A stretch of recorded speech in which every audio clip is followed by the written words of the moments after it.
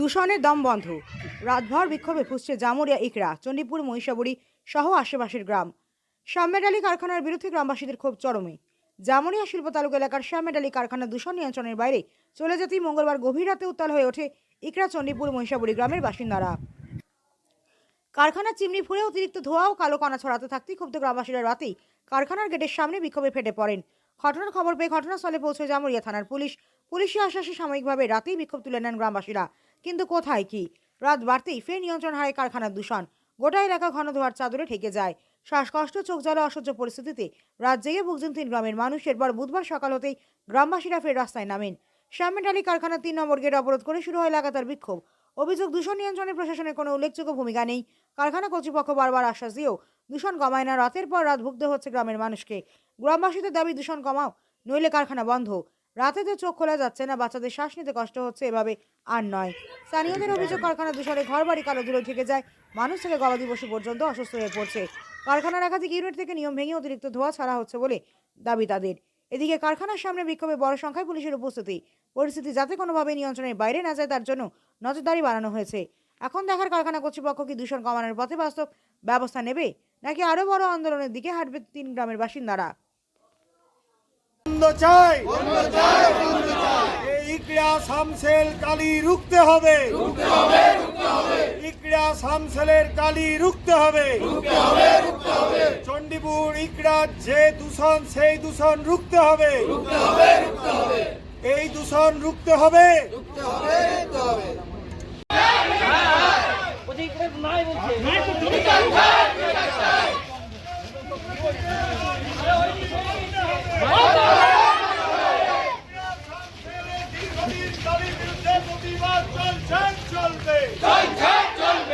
আমরা এই শামসেলের প্রতিশ্রুতি মানছি না, মানব না।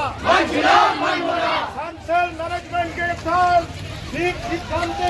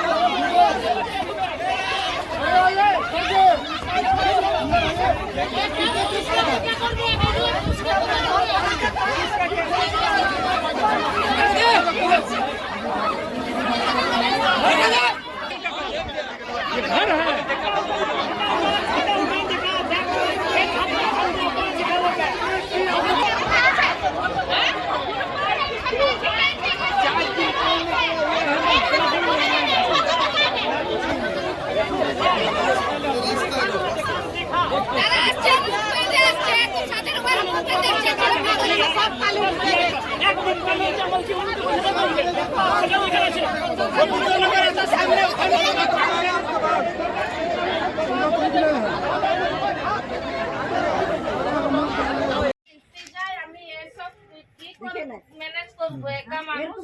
দেখো এই কালীকে দেখো, এই দেখো দেখো মানুষ বাস করতে পারে। আচ্ছা, এরা সিএসআর থেকে যে পরিষেবাটা দেওয়ার কথা বিন্দু মাত্র দেয় না।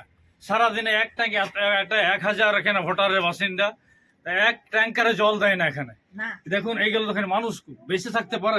এগুলো দেখে গাছের পাতাগুলো ধরেন, একটা সবুজ দেখেন তো আপনি, একটা কোনো একটা পাতাকে এখনই ধুয়ে দিচ্ছি, এটাকে ধুয়ে দিচ্ছি, 2 ঘন্টা পর আসুন আবার এরকম। ছোট ছোট বাচ্চাগুলো এখানে খাওয়া দাওয়া করছে। একাধিকবার জানানো হয়েছে পলিউশনের ব্যাপারে, দেখানো হয়েছে ওদেরকে, কিন্তু এত বেপরোয়া। কালকে তো মাত্রা ছাড়িয়ে গিয়েছিল, আপনারা দেখতে পাচ্ছেন। এই গাছগুলো এইখানে রান্না হচ্ছে বাচ্চাদের। তো কাল দেখে যাওয়ার পর কথা দিয়েছিল আর হবে না। কাল আমি নিজের উঠোনটা পাম্প দিয়ে ধুয়েছিলাম, তারপরে সকালে উঠে দেখছি ঠিক এরকম অবস্থা। মানে কতটা বেপরোয়া হলে, 24 ঘন্টা হয়নি, চতুর্গুণ ছেড়েছে। কাউকে এরা পরোয়া করে না। আমরা ঠিক করেছি, আমরা ছাদের মধ্যে একটা সাদা পেপার রাখবো, সেই পেপারটা 24 ঘন্টা দেখব, যদি কোনো রকম পলিউশন নেই হতে তাহলে আমরা আন্দোলন থামবে, নয়তো আন্দোলন লাগাতার আমাদের চলতে থাকবে। এরা 3 ঘন্টা হলো আমাদের গেট জাম আছে, ম্যানেজমেন্টের কোনো লোক আসেনি, কিছু বাউন্সার পাঠিয়েছিল আমাদেরকে আন্দোলনটা বন্ধ করে দেওয়ার জন্য, কিন্তু আমরা মরে গেলেও আন্দোলন বন্ধ হবে না যতক্ষণ না পলিউশনটা যায়।